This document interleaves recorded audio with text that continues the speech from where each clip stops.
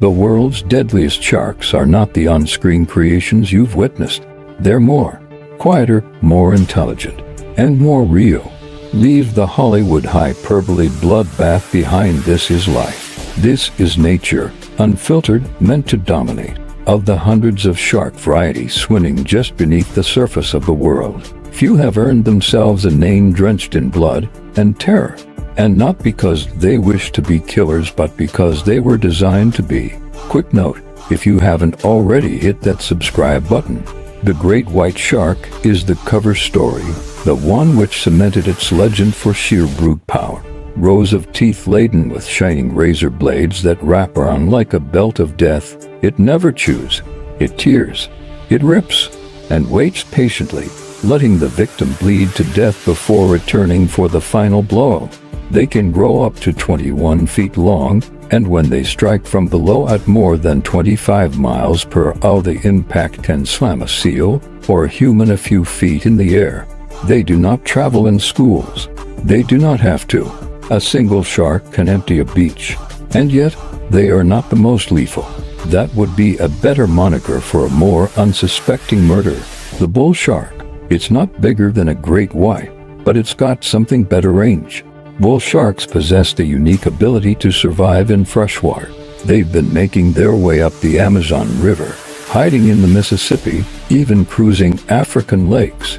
They ride thousands of miles into the depths, even into areas where humans don't know sharks exist. They behave hyper-aggressive.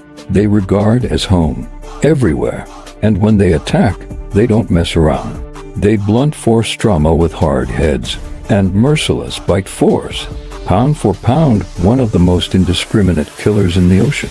If there was an official mascot for mayhem in the ocean, that mascot would be the tiger shark. It's also called the trash can of the sea, and it's even been discovered to have bottles, tires, birds, license plates, and whole animals in its stomach. It doesn't discriminate. Whether it's moving or not, it'll eat it anyway. Tiger sharks hunt alone, sometimes cruising shallow water at night, which is precisely when most divers and swimmers are safest. They've gained their reputations not just as deadly but as brutal. Their second most powerful bite is only surpassed by the great whites, and once they have you, they won't release you. But there's the rub. Shark attacks aren't actually that common. You're more likely to be killed by a falling vending machine than shark attack. But when they do, it's most often mistaken identity. A surfer on a board to a shark patrolling the surface from below, that's a seal. A flailing swimmer, that's a struggling fish. They don't perceive you like you perceive them. Everything is potential grub to them until it can be otherwise. But in the midst of it all, the true tale of the world's deadliest sharks isn't just blood and teeth, it's evolution. These animals have been refining survival for more than 400 million years before the dinosaurs. After the dinosaurs, they are not dumb, they're functional. All of their senses are crank high. They can smell a single drop of blood in 25 gallons of water. They can hear your heartbeat from miles. And when they decide to attack, there's not much you can do. By the time you even realize it, you're already bleeding. So why do we fear them? Because they remind us that we're not top of every food chain. In their universe, we're just another splash, another shadow, another error. The ocean's always had rules, old, brutal rules. And the world's deadliest sharks, they wrote them. They're not bad guys. They're survivors. And that's what people don't understand. Sharks kill for entertainment, enjoyment, revenge. No, sharks kill to feed, to live, to defend space. It's hard science, not feeling. But when human beings venture into the ocean, they go into a realm where science isn't theirs to command. It's easy to remember the waves aren't natural for an animal who developed on land. But sharks, they never ventured out of the water, and they've dominated every level of it. Sharks not only rule the ocean, they've adapted to live in nearly every nook and cranny of it. Some, such as the Greenland shark, glide quietly through the icy abyss, existing for more than 400 years, the longest lifespan of any vertebrate on record. Others, such as the short-fin mako, are rockets with fins, speeding up to 45 miles an hour.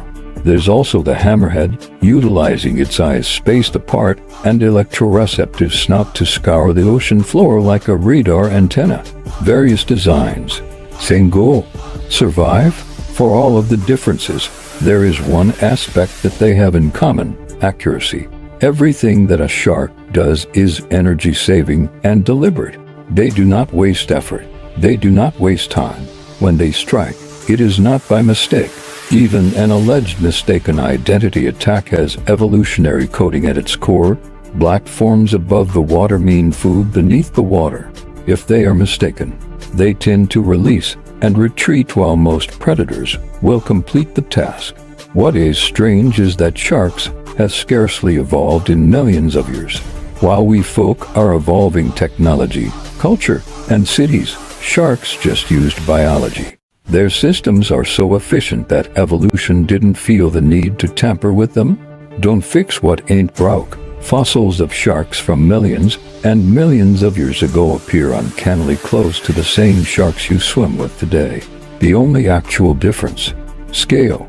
Dinosaurs like the megalodon ruled everything underwater. Picture a 60-foot shadow under your boat. That was once the standard.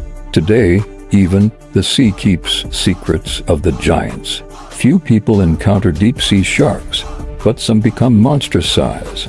The blunt-nosed six-gill shark, for instance, grows more than 20 feet long and patrols the darkest depths of the ocean where light cannot reach.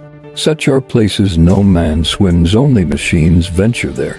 But sharks, they've been crawling through that pressure and blackness for millennia, long before we even knew those places existed. But despite all their strength, sharks are endangered today more than ever. Humans kill more than 100 million sharks annually, sometimes for fins, sometimes for trophies, or accidentally in fishing nets.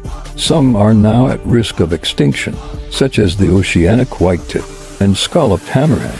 So ironically, the world's most lethal sharks may not be us, but we could be the most lethal thing they've ever met.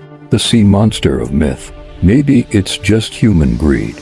We've built entire industries off fear of sharks.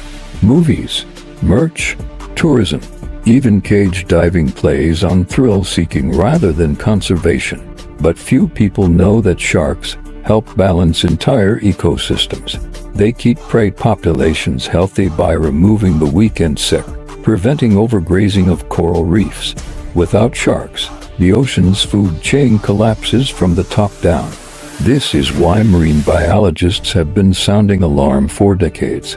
The eradication of top predators like sharks is not a cause only for animal welfare, it's an ecological time bomb. Destruction of coral reefs, jellyfish blooms, dead zones. These are not what-ifs of the future, these are phenomena already on the rise in oceans where sharks have become scarce, where equilibrium has been disrupted, and chaos prevails in the vacuum. But sharks are returning in preserved seas. Nations that banned shark finning or established marine parks have witnessed recoveries. Sharks became a value as a tourist attraction in some of the Bahamas, not out of fear, but respect. Tourists currently travel there to dive with a dozen reef sharks, tiger sharks, and hammerheads, learning their habits rather than fearing them indiscriminately. But still, despite the countless facts that fall, fear is hard to shake. It's in the unseen, the darkness below the wave, the shiver that runs down your back when something touches your leg way down deep. Sharks do something primal to us, some primal part of the brain that reminds us we did not become the dominant species overnight. That reminder, it stings, but it is a reminder we need. Thanks for watching, and have a nice day, everyone.